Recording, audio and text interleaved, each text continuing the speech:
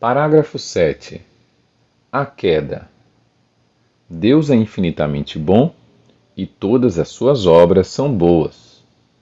No entanto, ninguém escapa à experiência do sofrimento, dos males da natureza, que aparecem como ligados aos limites próprios das criaturas, e sobretudo à questão do mal moral. De onde vem o mal? Quaerebam de malum et non erat exitus.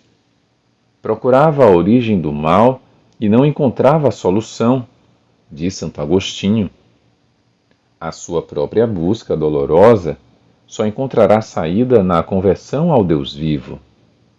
Porque o mistério da iniquidade, segundo Tessalonicenses 2,7, só se esclarece à luz do mistério da piedade. A revelação do amor divino em Cristo manifestou, ao mesmo tempo, a extensão do mal e a superabundância da graça.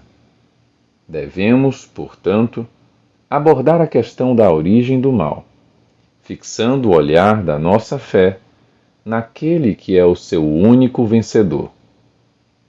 Primeiro, onde abundou o pecado, superabundou a graça. A realidade do pecado.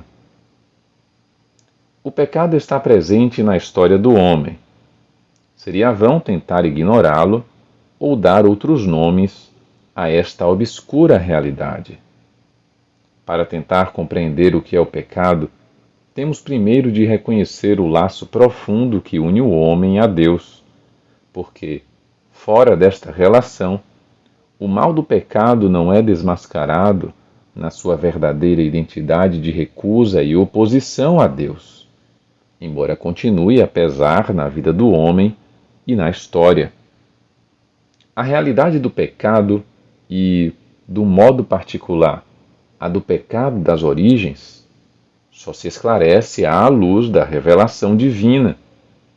Sem o conhecimento que esta nos dá de Deus, não se pode reconhecer claramente o pecado, e somos tentados a explicá-lo unicamente como falta de maturidade, fraqueza psicológica, erro, consequência necessária de uma estrutura social inadequada, etc.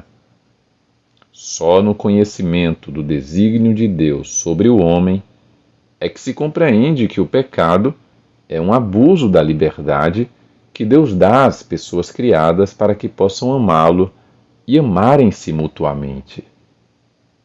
O pecado original. Uma verdade fundamental da fé.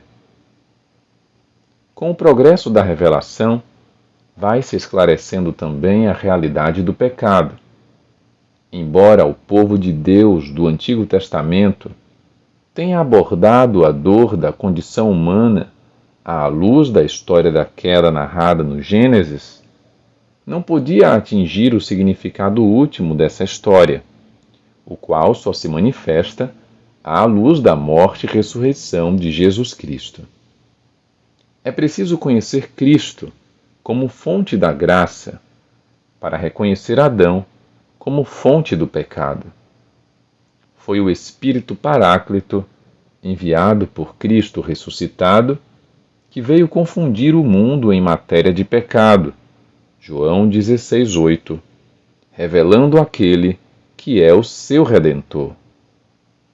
A doutrina do pecado original é, por assim dizer, o reverso da boa nova de que Jesus é o Salvador de todos os homens, de que todos têm necessidade da salvação e de que a salvação é oferecida a todos, graças a Cristo. A Igreja, que tem o sentido de Cristo, sabe bem que não pode tocar-se na revelação do pecado original sem atentar contra o mistério de Cristo.